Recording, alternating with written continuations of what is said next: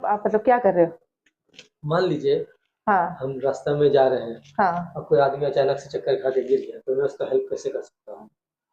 अच्छा, तो आपका कहने का मतलब है अगर कोई अचानक गिर जाता है, मतलब या बेहोशी की वजह से। मान लीजिए बेहोशी हो गया, चक्कर हो हाँ। गया या मिर्गी का दौरा पड़ गया या कुछ भी सडन हो गया तो उसको हम्म। सडन रिलीफ के लिए हम लोग क्या हेल्प कर सकते हैं?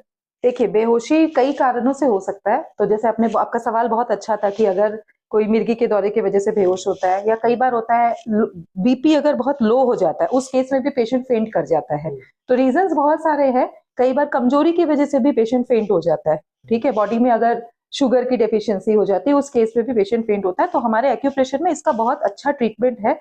कई बार ऐसा होता है कि मिर्गी का दौरा या किसी भी तरह से अगर पेशेंट बेहोश होता है, तो क्या होता है, वो गिर जाता है। हाँ। तो सबसे पहला चीज है कि उस पेशेंट को एक सेफ प्लेस में लेके जाए, मतलब उठा के साइड में उसे आराम से लेटा दे। और बहुत ज्यादा उसको मतलब भीड़ में नहीं रखे, खाली उसको आसपास के मतलब थोड़ा खाली होना चाहिए वातावरण, सफोकेशन ना हो। सफोकेशन नहीं होना चाहिए। दूसरा है, हमारे एक्यूप्रेशर में 3 बहुत इंपॉर्टेंट पॉइंट्स है जो हम आपको दिखा देंगे कि इन तीनों पॉइंट्स में अगर हम प्रेशर देते हैं तो उससे मैक्सिमम केसेस में पेशेंट होश आ जाता है, अगर रीजंस यही है तो। ठीक, को दिखाती हूँ डेमोन्स्ट्रेट करके कि इस तरह का अगर कोई सिचुएशन आपके पास आए तो अभी आपको क्या क्या करना है। करना चाहिए? तो आप यहाँ पे लेट जाइए।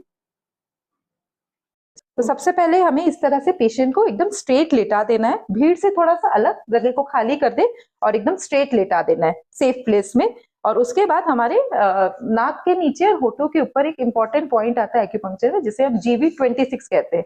उसे हमें अंगूठे के माध्यम से बहुत अच्छे से प्रेस करना है, अच्छे प्रेशर देके। तो जैसे यहाँ पेशेंट लेटा हुआ है तो इनके नाक के नीचे होठ के ऊपर यहाँ पे पर्टिकुलर इस पॉइंट को हमें बहुत अच्छे से प्रेस करना है, अच्छे से। तो कई बार होता है कि इस पॉइंट को प्रेशर देने के साथ साथ में ही पेशेंट होश में आना शुरू हो जाता है, कई बार होता है दांती भी जुड़ जाती है। तो उस केस में भी ये पॉइंट बहुत हेल्पफुल है, आपको इस तरह से बहुत अच्छे से प्रेस करना है। सेकेंड, दूसरा है हमारे कान का ये जो ईयर लोब है, जहां पे हम इयरिंग पहनते हैं, पर्टिकुलर ये वाला जो पॉइंट है, तो आप इस पॉइंट को भी बहुत अच्छे से प्रेस करना है। तो जैसे ये पेशेंट का कान है तो दोनों कान में पॉइंट्स आते हैं, तो आप इस तरह से कानों को, पॉइंट को बहुत अच्छा से प्रेस करना है। इसे ईयर लोब का पॉइंट कहते हैं हम। इस ईयर लोब के पॉइंट को बहुत अच्छा से प्रेस करना है, पॉइंट दोनों ही कान में आपको इसको प्रेस करना है। थर्ड नंबर है, पैरों में आता है, पैरों के तलवों के नीचे। तो यहाँ पे ये पॉइंट आएगा जिसे हम किडनी 1 पॉइंट कहते हैं। तो ये K1 पॉइंट भी बहुत इंपॉर्टेंट पॉइंट है हमारे एक्यूपंक्चर में, तो इसे भी आपको प्रेस करना है। तो यहाँ आप यहाँ पे 10 पे पर्टिकुलर इस जगह में, तो मैं अगर इनका यहाँ पे इसको खोलती हूँ तो यहाँ पे ये पॉइंट आएगा K1।